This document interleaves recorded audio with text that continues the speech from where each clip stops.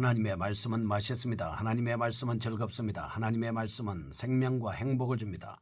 600독 성경 통독 훈련원장입니다. 여수 살리는 교회 임기환 목사가 하나님의 말씀을 봉독하고 전하는 시간입니다. 함께 하시면 기적이 일어납니다. 알람을 설정하시고 들으시면 좋겠습니다.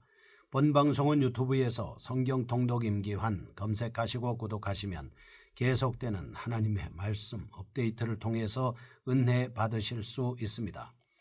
오늘은 이사야 47장을 봉독하고 말씀을 전하겠습니다. 이사야 47장. 처녀딸 바벨론이여 내려와서 티끌에 앉으라. 딸 갈대아여 보좌가 없어졌으니 땅에 앉으라. 네가 다시는 곱고 아랫답다 일컬음을 받지 못할 것임이라. 맷돌을 가지고 가루를 갈고 너울을 벗으며 치마를 걷어 다리를 드러내고 강을 건너라. 내 속살이 드러나고 내 부끄러울 것이 보일 것이라. 내가 보복하되 사람을 아끼지 아니하리라. 우리의 구원자는 그의 이름이 만군의 여호와 이스라엘의 거룩한 이신이라. 딸 갈대하여 잠잠히 앉으라. 흑암으로 들어가라. 내가 다시는 여러 왕국의 여주인이라. 일컬음을 받지 못하리라. 전에 내가 내 백성에게 노하여 내 기업을 욕되게 하여 그들을 내 손에 넘겨주었거늘 내가 그들을 긍휼히 여기지 아니하고 늙은이에게 내 멍에를 심히 무겁게 메우며 말하기를 내가 영영이 여주인이 되리라 하고 이 일을 내 마음에 두지도 아니하며 그들의 종말도 생각하지 아니하였도다. 그러므로 사치하고 평안히 지내며 마음에 이르기를 나뿐이라 나 외에 다른 이가 없도다. 나는 과부로 지내지도 아니하며 자녀를 잃어버리는 일도 모르리라 하는 자여 너는 이제 들을지어다. 한날에 갑자기 자녀를 잃으며 과부가 되는 이 두 가지 일이 내게 임할 것이라. 내가 무수한 주술과 많은 주문을 빌릴지라도 이 일이 온전히 내게 임하리라. 내가 내 악을 의지하고 스스로 이르기를 나를 보는 자가 없다 하나니 내 지혜와 내 지식이 너를 유혹하였음이라. 내 마음에 이르기를 나뿐이라 나 외에 다른 이가 없다 하였으므로 재앙이 내게 임하리라. 그러나 내가 그 근원을 알지 못할 것이며 손해가 내게 이르리라. 그러나 이를 물리칠 능력이 없을 것이며 파멸이 호련히 내게 임하리라. 그러나 내가 알지 못할 것이니라. 이제 너는 젊어서부터 힘쓰던 주문과 많은 주술을 가지고 맞서보라. 혹시 유익을 얻을 수 있을는지 혹시 놀라게 할 수 있을는지 내가 많은 계략으로 말미암아 피곤하게 되었도다.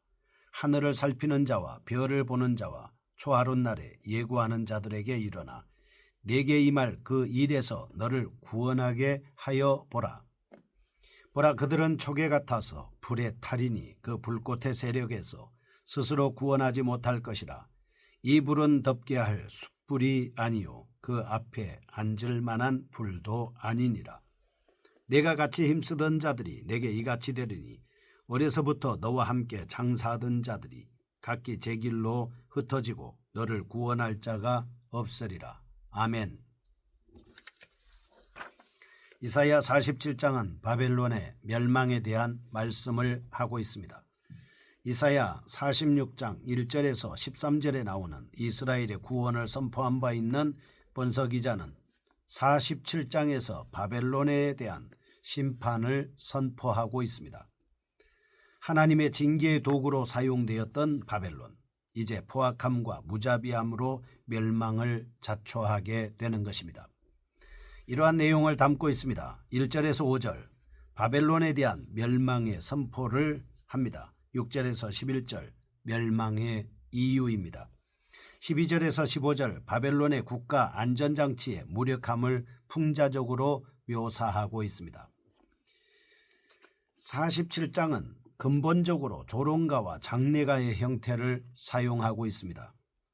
전자는 어떤 민족을 조롱이나 멸시에 노출시켜서 그 상대에게 위로와 힘을 주는 내용입니다. 후자는 대적의 죽음이나 멸망에 대해 진정한 슬픔을 표현하는 대신 조롱함으로써 상대방에게 용기를 주는 문학입니다. 본서 기자는 이 두 가지 양식을 적절하게 혼용하여 바벨론의 멸망을 조롱함으로써 슬픔을 당한 이스라엘을 효과적으로 위로하고 있습니다.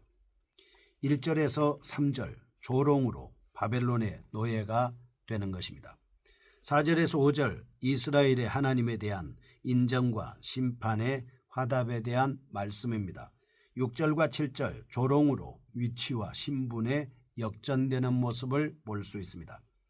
8절과 9절 욕설과 심판으로 홀로 된 과부의 모습입니다. 10절과 11절 예언의 형태로 지혜가 사단적인 것이 됩니다. 12절에서 15절 풍자적 및 조롱적 강화의 말씀을 볼 수 있겠습니다. 이상과 같은 특징을 가지고 있는 47장의 핵심적인 내용은 이스라엘의 구원입니다. 이스라엘을 잔혹하게 취급하였고 자신의 지혜와 지식을 철저히 믿었던 바벨론에 임할 심판의 멸망이 세밀하게 묘사되어 있으므로 외견상 바벨론의 멸망이 핵심적인 것처럼 보입니다. 그러나 46장 이후 지금까지 핵심이 이스라엘의 구원임을 상기해 볼 때 본장의 핵심도 역시 이스라엘의 구원임을 짐작하게 할 수 있습니다.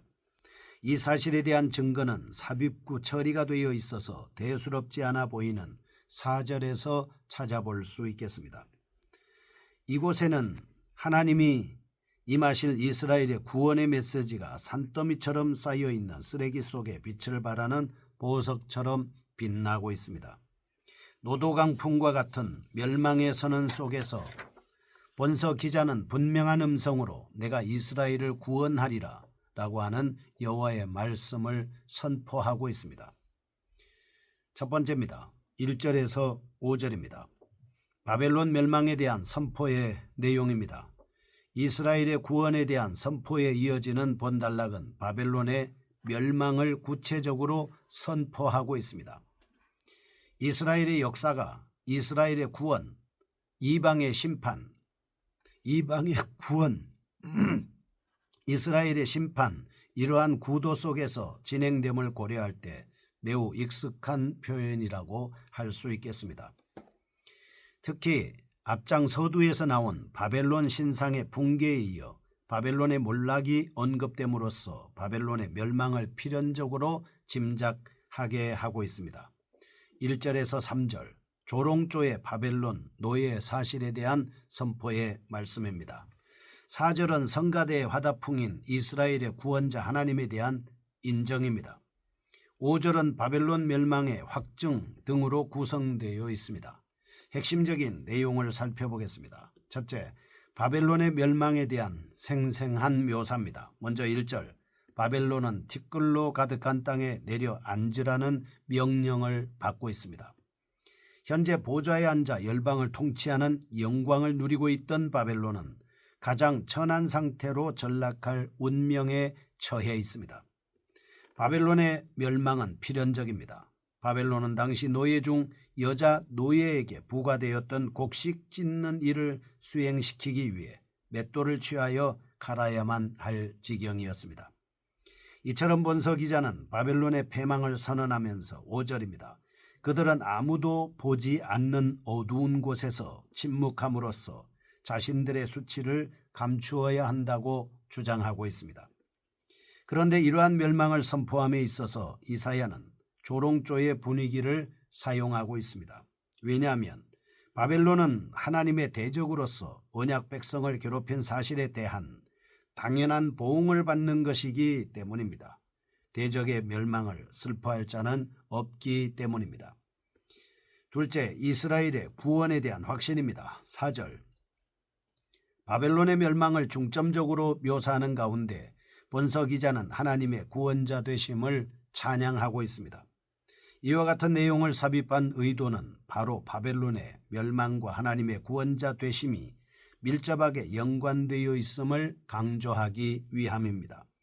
바벨론 멸망에 대한 생생한 묘사는 이스라엘의 구원 사실을 예비적으로 주입시키는 것입니다. 6절에서 11절 두 번째, 바벨론 멸망의 이유입니다. 1절에서 5절의 바벨론 멸망에 대한 선포에 이어 본서 기자는 본달락에서 바벨론 멸망의 이유에 대해 세부적으로 진술하고 있습니다.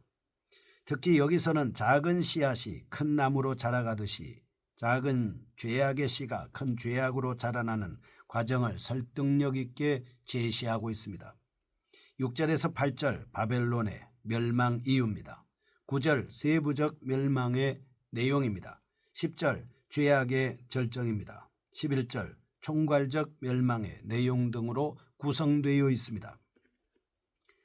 여기서 죄의 발전 양상에 대해 중점적으로 드러내주고 있습니다. 6절 바벨론의 죄는 자신들이 하나님의 심판의 도구임을 잊고 과도하게 포로자들을 혹사시키는 데서 기인하고 있습니다. 그들은 비인도적으로 노인에게도 과중한 노역을 부여했습니다. 자신들의 힘을 이용하여 힘없는 이스라엘 백성들을 잔인하고 비인간적으로 취급했습니다. 7절 이와 같이 약자를 억압하면서 자신들의 위치를 파악하지 못하고 교만해진 바벨론은 헛된 망상에 빠집니다. 8절 약자의 노역과 섬김으로 평안한 삶을 살게 되자 사치와 안일에 빠져 영구 태평성대의 확신을 갖게까지 됐습니다. 드디어 바벨론은 내가 곧 신이란 죄악의 절정으로 진입하게 됐습니다. 사실 아담과 하와도 에덴 동산에서 태평성대를 누리게 되자 하나님과 동등해질 수 있다는 뱀의 유혹에 빠져 타락하게 됐습니다. 결국 본달락은 바벨론의 죄가 약자의 과도한 억압, 사치와 안일 탐닉, 태평성대로 인한 신적 교만 등으로 발전하고 있음을 분명히 드러내주고 있습니다. 세 번째입니다. 12절에서 15절 바벨론의 국가 보호장치의 무력성입니다. 6절에서 11절 바벨론의 죄악의 발전 양상을 기술한 본서는 이제 본달락에서 멸망이 피할 수 없을 정도로 확정적임을 진술하고 있습니다. 당시 바벨론이 신뢰하던 국가보호안전장치에 해당하는 마법, 요술, 영매술, 점성술, 천문학 등 멸망으로부터 구원을 요청해보라는 조롱투의 권고가 드러나고 있습니다. 이러한 사실은 멸망에 따른 우방무역국의 거래단절에 대한 시적 묘사를 통해 더욱 실감나게 제시되고 있습니다. 12절과 13절 국가안전장치에 대한 의뢰를 요청하는 조롱투의 권고입니다. 14절 바벨론의 보호장치의 무력성입니다. 15절 무역국의 거래단절 등으로 구성되어 있습니다. 핵심적인 내용입니다. 첫째, 12절에서 14절 바벨론이 국가의 안전을 지키기 위해 마련한 모든 장치들이 철저하게 무기력하다고 언급하고 있습니다. 인간은 궁지에 몰리면 최후의 비책을 의지하기 마련입니다. 개가 막다른 골목에서 쫓던 사람에게 달려들어 물듯이 바벨론 사람들은 자신들의 안전을 위해 마술, 점성술, 천문학 등을 의지하게 됐습니다. 현재 발견된 수백 장의 바벨론 토판을 보면 이러한 양상들이 생생하게 드러나고 있습니다. 그들이 마지막으로 믿는 마술적 능력을 조롱함으로써 마술과 주문과 점성술의 무력성과 함께 진정한 구원자의 필요성을 드러내주고 있습니다. 두 번째입니다. 바벨론의 무역국들이 패망과 함께 관계를 단절할 것이라고 말씀합니다. 바벨론은 오랫동안 애굽, 아라비아, 페니키아 등과 무역해왔습니다. 그러나 바벨론이 멸망하자 모든 우방국들은 바벨론을 외면했습니다. 하나님의 심판으로 모든 국가 안전보호장치가 해제된 바벨론입니다. 주변 국가들로부터 소외되는 철저한 멸망을 맛보게 됐습니다. 우리는 최대한 하나님의 심판을 철저하게 깨달아야 합니다. 비록 한때 하나님의 도구가 되어 이스라엘을 정복한 바벨론이었지만 교만하여 범죄에 빠질 때 가혹한 처벌을 받게 되는 것입니다. 그러므로 우리는 죄의 심각성을 느끼고 더욱 십자가 앞으로 나아가야 할 것입니다. 거룩하신 하나님 아버지, 우리의 죄를 깨닫고 우리의 죄를 회개하며 우리의 죄를 주님 앞에 철저하게 사함받을 수 있는 예수 그리스도의 십자가 보혈의 능력을 믿음으로 영원한 속죄를 받고 구원에 이르는 은총이 있게 하여 주심을 감사드립니다. 예수님의 이름으로 기도합니다. 아멘. 여수 살리는 교회 임기환 목사였습니다. 지금 극동방송을 듣게 하세요. 기적이 일어납니다. 우리는 지금 생명을 전하고 있습니다.